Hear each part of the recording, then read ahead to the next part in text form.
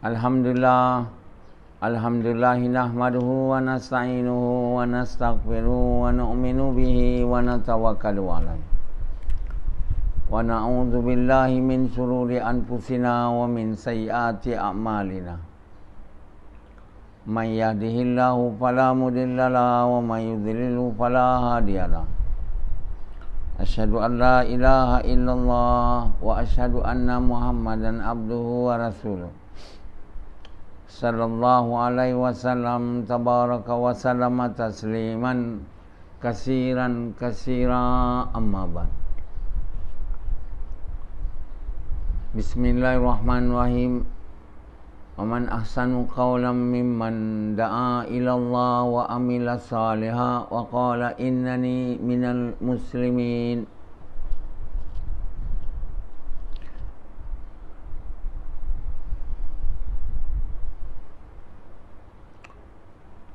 My dear brothers and respected elders and sisters, we are one family of mankind. Many of us have passed away, have gone to the life in the hereafter, and many to follow. Those who have lived long before us, they have gone. They have died and never to return again to this world. So none will tell us as to what has happened to them in the life of hereafter, because none is meant to be able to come back, to return. And if we dig the grave, we will not find anyone there except in few cases where the body remain intact, but many have turned into dust.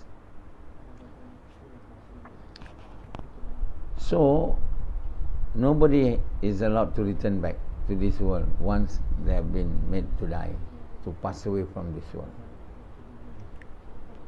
From the time of Adam until today, and it will go on as such till the doomsday. So we who are living now will also have to leave this world when our time has come. We have no choice but to die when the time has come. It will not be delayed even a minute, a second. No one can hold up his or her souls from being taken away from him, because that soul of his or her doesn't belong to him or her, but belongs to Allah. So nobody knows, when will be the time for us to part from this world, but it's sure to come. It's a truth. It's the time of truth.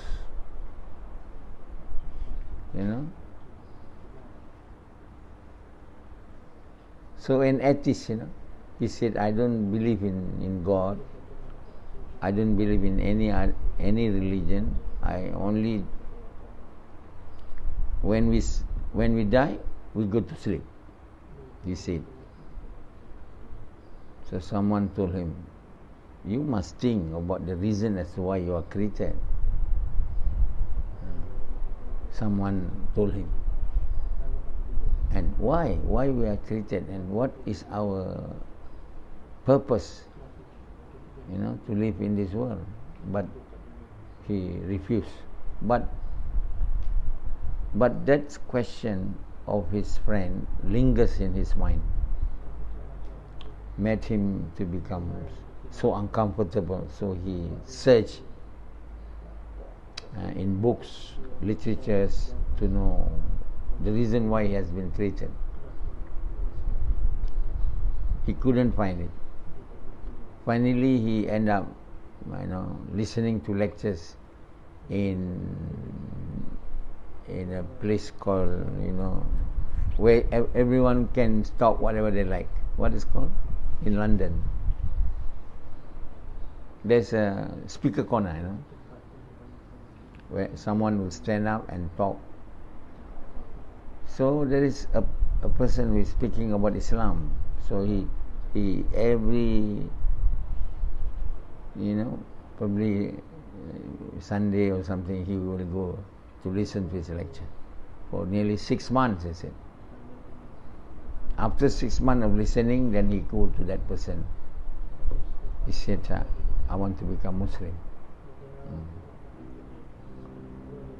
So my dear brothers, it's worth giving time to listen. It may not be at the first time, but it will be. After listening for 6 months to the lecture, probably he go on Sunday or on Saturday. Other days he may be working. But at the end he start to think, start to think and to realize that there is a reason for him to be created, and there is someone who created him, and that is Almighty Allah. But it is so unfortunate if someone been listening for years together, not 6 months, and yet are not able to derive any benefit from listening, because they are listening without thinking. That guy who is an atheist, he went there to listen to lecture with one purpose, to know as to why he has been created. Many of you here who are listening to my lecture are not interested to know, because you think I'm already a believer. Why should I know? So you are listening without thinking, without trying to find out many things. You are just listening. That's all. After you listen, then you say, that's it, I've done the job. You are just listening and not thinking, So when somebody listen and they don't think, they won't go further. And they will remain the same person the first day he will listen, and the last day he will listen. There's nothing, will change, because he is not thinking. So one of the very precious gifts which Allah has given to each and every one of us is the ability to think, to ponder. If we don't think and if we don't ponder and we don't ask questions, in order for us to be able to think and to ponder, we must ask questions. If we don't have any question to ask, we are fully satisfied. So why need to think? We are fully satisfied on our condition, on our well-being. So there's no reason for me to think, because I have no questions. My question has completely answered by myself. If someone asks, what's your purpose of why you are created? Nothing, just to work, to earn money. And they think that answer is already correct. As the atheists were thinking prior to becoming a Muslim, because he thinks that life is only to acquire wealth and then to sleep, and that's it, to earn money. Do you ask that question as the reason as to why you are created or not? You guys who are listening to me now, and those who are listening to me in some places in the world, are you thinking or not? If you are not thinking, then you are not thinking of the very reason as to why you are created. And when you don't know the very reason, very purpose as to why you are created, then you are certainly will live in this world aimlessly. Aimlessly, without any aims, other than what you understand by what you see and what you hear. And what you see and what you hear is wrong. Because everyone see the world. Everyone is listening to how to make oneself to become rich, able to acquire wealth, comfort of this world. So my purpose of my life is to become rich and successful, like what Rashidi is having in his mind for so long. Why Rashidi having that purpose of life? To acquire wealth, to become rich. No one, of course, there are people who are telling him that, those ignorance, but actually is he himself who have derived the purpose as such from what he see and what he experience. He see that those who have wealth, able to live in big house, drive big car, having good time, having a lot of food to eat, pets, having time to have vacation in all over the world. Oh, he was thinking, all of this is because he have a lot of money. And I'm poor, I barely can eat. I don't have car except a simple motorbike. I don't have a house.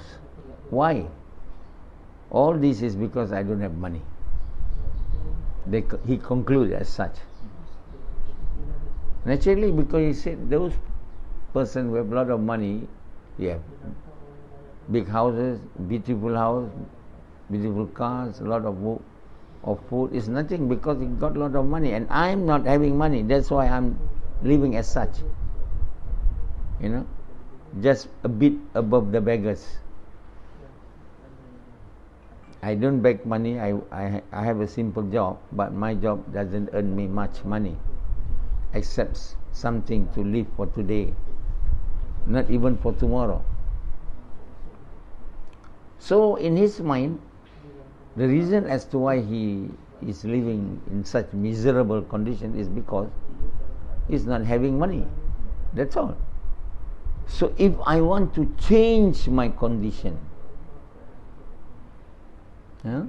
from not having money to having money, certainly the answer is I have to do business, or I have to work harder, or if both are not possible, then I will rob the rich. Then I will become criminals. All those criminals are people who want more money because they want to lead an enjoyable life, with women, drinking. So all the gangsters, robbers, all those people who practice bribery, all are people who are enjoying their life with luxuries. They spend one night 500 to 1,000 ringgit. They spend in hotels, women. That all cost money, not hundreds, thousands. One night. In order to be able to live that lifestyle, you need to have millions. If you don't have the job, the work, the business, then what you will do? You will rob. That's how robbers come into being. Robbers, killers. So in country where there are no deen, in country where there is no work of dawah, the work of preventing evils, there is no one who is doing it. Allah will make people from their society to become tyrants. Some will become tyrants, like in Malaysia, in days before this, we got many tyrants, one after the other, by many names.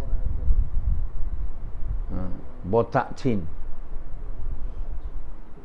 We have another one in Kalimutu. Kalimutu. We have also what? Mat Komando. All many names. So if we don't do the work of preventing people from evils, inviting people to good as done by Muhammad SAW, then Allah will arise from among us tyrants. You know why the tyrants come into being? It's Allah who have made them to come into being as a punishment, you know.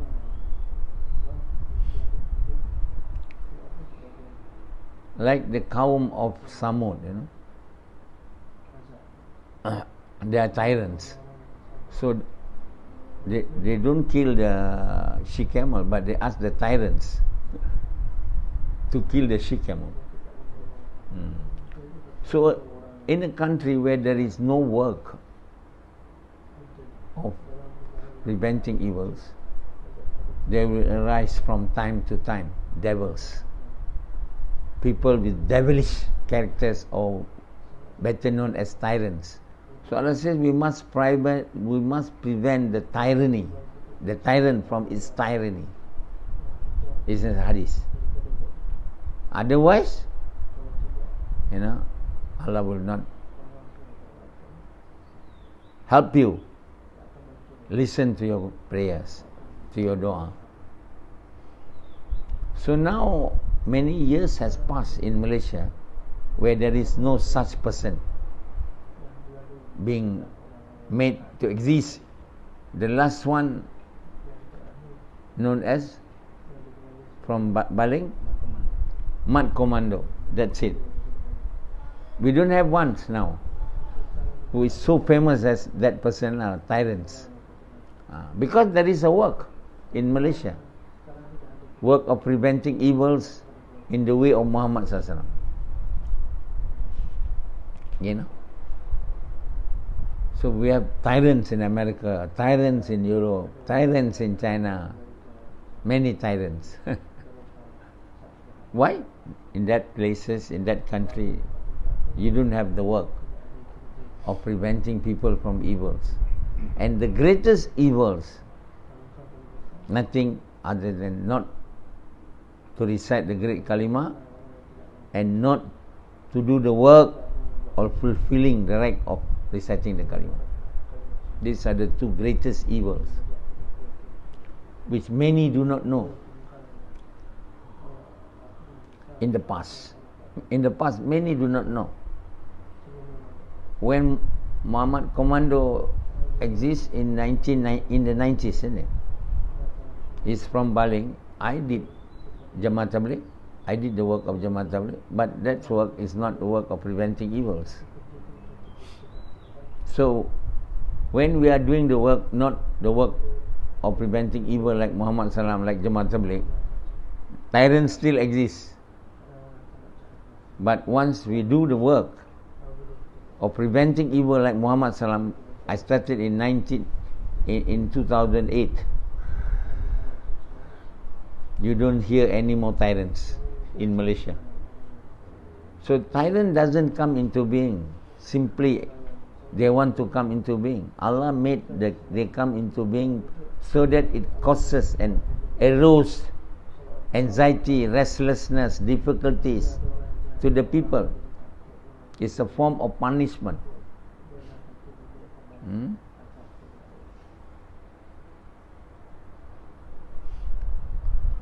So we have many police, you know, we think that the police is the one who are preventing evils or preventing the tyrants. The police force are the one who are preventing evils. No, they themselves are devils. We can see many cases that police themselves are are caught, you know, are caught, involving in tyranny acts, like drugs addict, smuggling drugs into the country. Now recently SPRM, this is agency to prevent bribery. They themselves are committing evils, but they are not as tyrant as that tyranny, not as tyrant as those Botak Chin and Kalimutu. Botak Chin is a Chinese, Kalimutu is an Indian, and Mat Komando is a Malay. All tyrants. So Allah is the one who brings peace. Allah is the one who brings tranquility. Allah is the one who brings people to live with happiness in this world, as well as in the hereafter. No, not the police force. People are so they are believing in the police, are protecting the army to protect the country. Who we are now having peace because of our army and our police force. This is all deceptions, illusions. The police force doesn't do anything, cannot do anything. The army, all all the military equipment and sophisticated equipment will not be of any use if Allah will not give peace and tranquility to our country. If we want to have peace and tranquility, we have to go to Allah. We have to become the lover of Allah, not to have a big police force, sophisticated military force. All these are nonsense. They are all makhluk which has no power to give peace and tranquility. They themselves do not live in peace. Peace will come only from Allah. Allah is only can give peace to the country, to the world. If we do not want, any tyrants to come into being, you better do the work. If you do not want tyranny, to perpetuate in your country, in the whole world, we must prevent the tyrants from their tyranny. And there is no other work that is preventing the tyrant from their tyranny other than inviting the people to believe in Allah, to recite the great kalima, and to invite them to do themselves, to do the work of preventing the evils in the way Muhammad Sallam, with the intention to please Allah. This lies the solution to the entire world, to the entire person. Is a solution for his or her life in this world and hereafter. These two great orders of Allah, to recite the great kalima and to do the work that fulfill the rank of reciting the kalima, and to perform the daily prayers. They are the two major orders of Allah which everyone of the entire world, everyone in the entire world should do without any exception, either man or woman, old or young. And these two orders of Allah, once obeyed by each and every one of the entire world, they will become the people of taqwa. They will become the people of taqwa, or the people who have the fear of Allah. They will become the people who will obey the orders of Allah, in the way which Allah is pleased, with the intention to please Allah. When people will come to obedience to the orders of Allah, naturally the world will be at peace. There will be no peace, They believe that a time will come and a man will be made to arise in this world will bring peace to the entire world, and his name is Al-Mahdi. The Al-Mahdi will not come with weapons, sword, riding a horse. That will not bring peace. Mahdi will come and will bring peace if Mahdi do the work of inviting people to good, forbidding people from evils, and made the whole world to go and to undertake this job. Embrace Islam, do the work of inviting people and perform salat. Then the whole world will be at peace. Not that he come with the, like an army captain or major or general. Or that time there will be no sophisticated. Everyone will go back to the time of Muhammad SAW where there is no.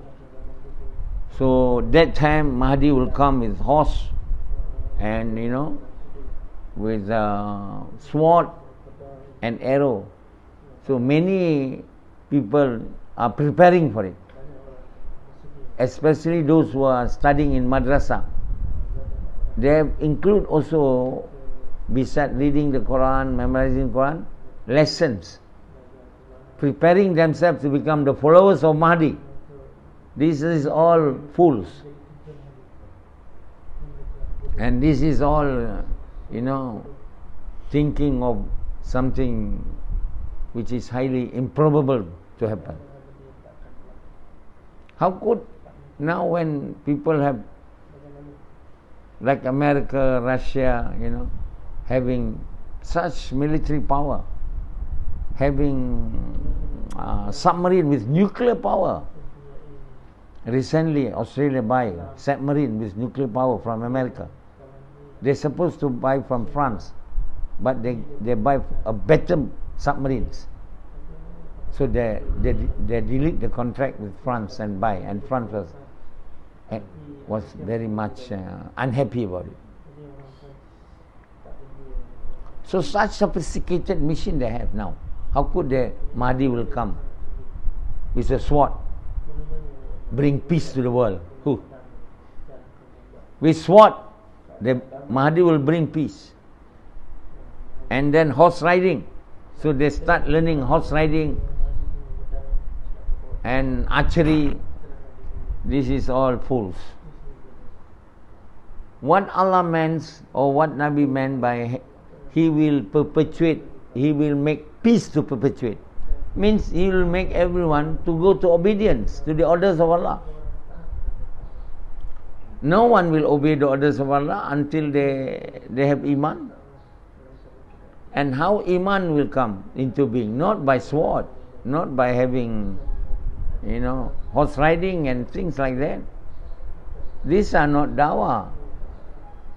Dawah is to invite people to good, prevent people from evils, in the way Muhammad SAW, with the intention to please Allah. That is actually dawah. Only with dawah, with the work of preventing evils, people will have iman and faith towards Allah.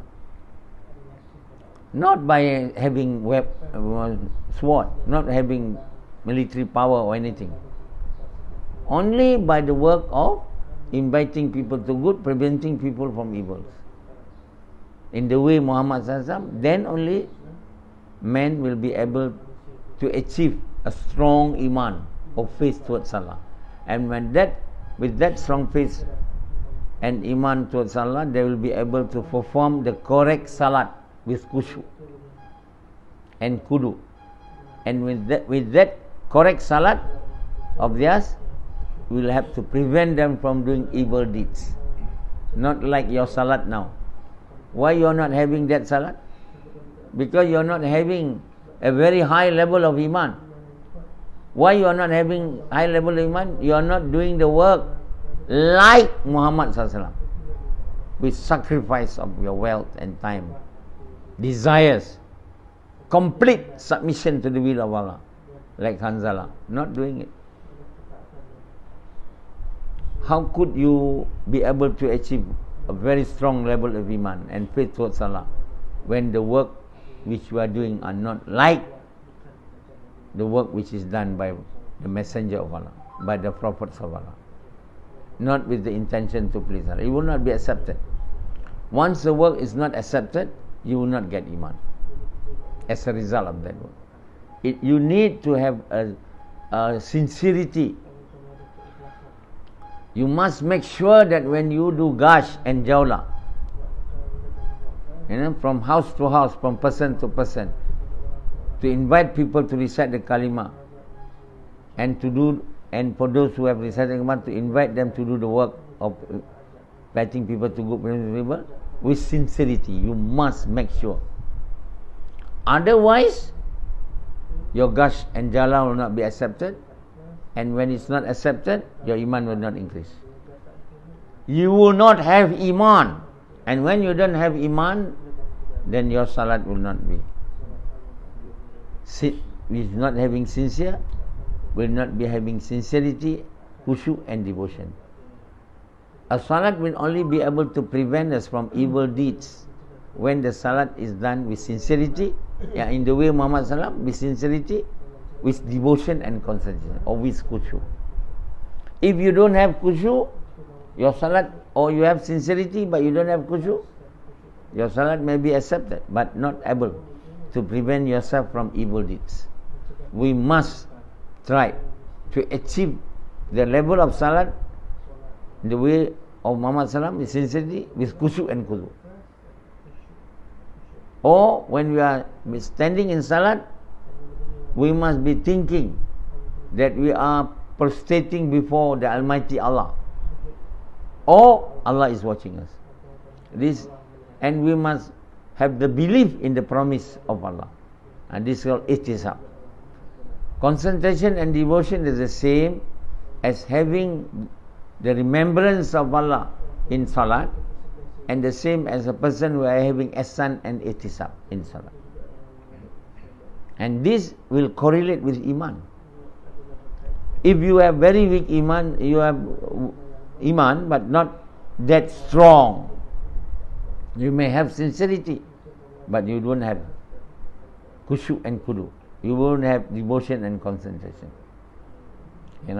So the reward of each salat will be, after each salat, accepted salat, there will be 110, 17, 16, and some may get even 50% of the total 10, 5.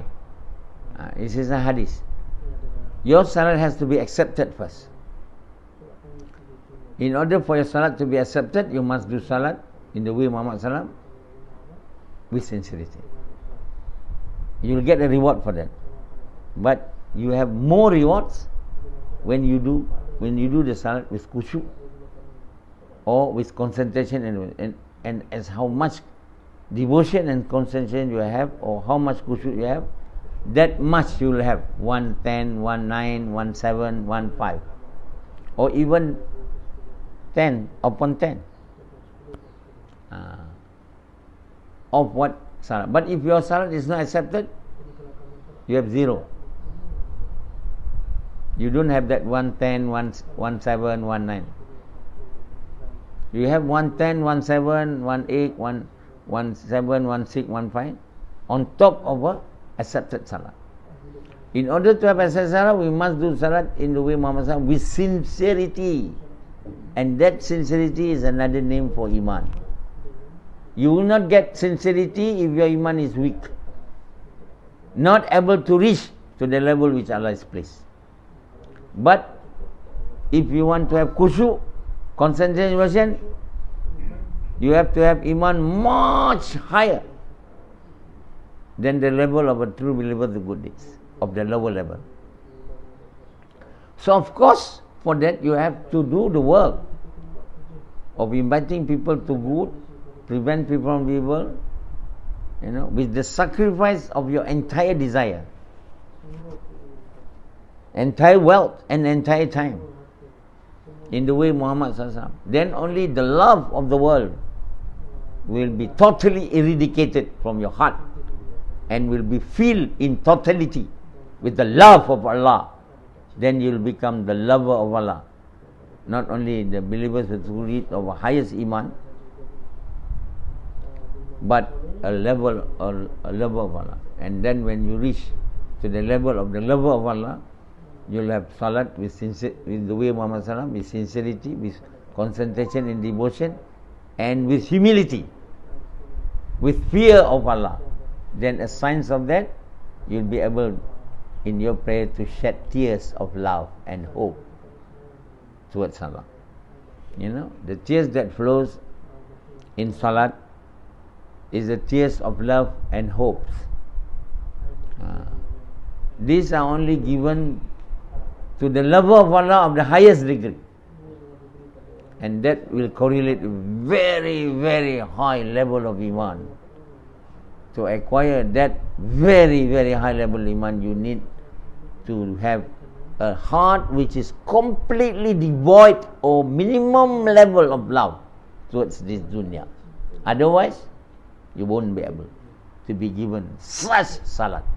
So then salat of that level will become like a mi'raj. It says salat is a mi'raj of a mu'min, not a mi'raj of a believer with a weak iman. A mu'min. A mi'raj is continence with Allah.